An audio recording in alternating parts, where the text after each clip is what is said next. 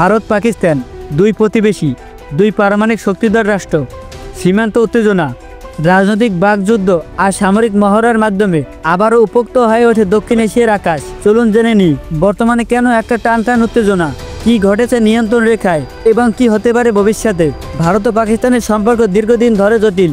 1947 সালে দেশ ভাগের পর থেকে দুই দেশের মধ্যে হয়েছে 4টি বড় যুদ্ধ। সবচেয়ে আলোচিত কাশ্মীর কেন্দ্র করে নিয়ন্ত্রণ রেখা, LOC, নিম্ন সংগ্রহ, জবাবি গুলিবর্ষণ এবং পাল্টা সামরিক অভিযানে মৃত্যু হয়েছে শত শত সৈনিক ও বেসামরিক মানুষ। 2025 সালে মে মাসে উত্তেজনা শুরু হয় যখন ভারতের জম্মু কাশ্মীর অঞ্চলে কয়েকটি সেনাঘাঁটির উপর সন্ত্রাসের হামলার অভিযোগ তোলে ভারত। তারা সরাসরি পাকিস্তানের মত থাকার অভিযোগ করে। এর জবাবে ভারত সীমান্ত এলাকায় বড় সামরিক মহড়া শুরু করে।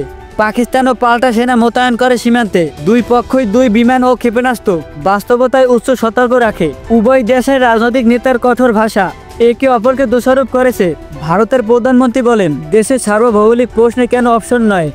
অন্যদিকে পাকিস্তানের প্রধানমন্ত্রী এটিকে ভারতের উস্কানি ও বিভ্রান্ত হিসেবে উল্লেখ করেন। গণমাধ্যমের উভয় পক্ষ থেকে চলেছে উপযুক্ত ভাষার লড়াই, যা সাধারণ মানুষের উদ্বেগ আরও বাড়িয়ে তোলে। সীমান্তবর্তী গ্রামগুলোতে মানুষের মধ্যে অত্যক্ত বিরাজ করেছে। স্কুল বন্ধ, দোকানপাট বন্ধ হয়ে যাচ্ছে। মানুষ আশ্রয় নিচ্ছে নিরাপদ স্থানে।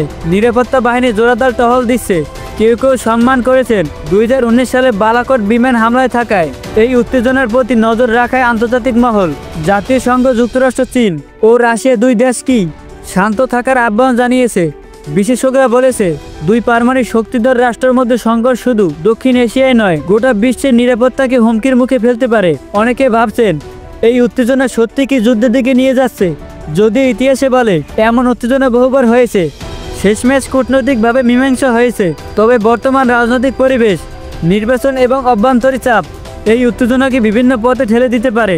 ভারত পাকিস্তানের সম্পর্কে এমন এক ধরনের দাবানল যা যে কোনো মুহূর্তে বিভ্রান্তিত হতে পারে। আমাদের করণীয় দায়িত্বশীল সংবাদ, সচেতনতা এবং শান্তির বার্তা ছড়িয়ে দেওয়া, কারণ যুদ্ধের কোনো বিজয় নেই, সবাই হারে। এই ছিল আজকের প্রতিবেদন। আপনার কি ভাবছেন এই পরিস্থিতি নিয়ে? মন্তব্য জানান কমেন্টে। ভিডিওটি শেয়ার করে চ্যানেলটি সাবস্ক্রাইব করে রাখুন। পরবর্তী ভিডিও শীঘ্রই চলে আসবে। আল্লাহ হাফেজ।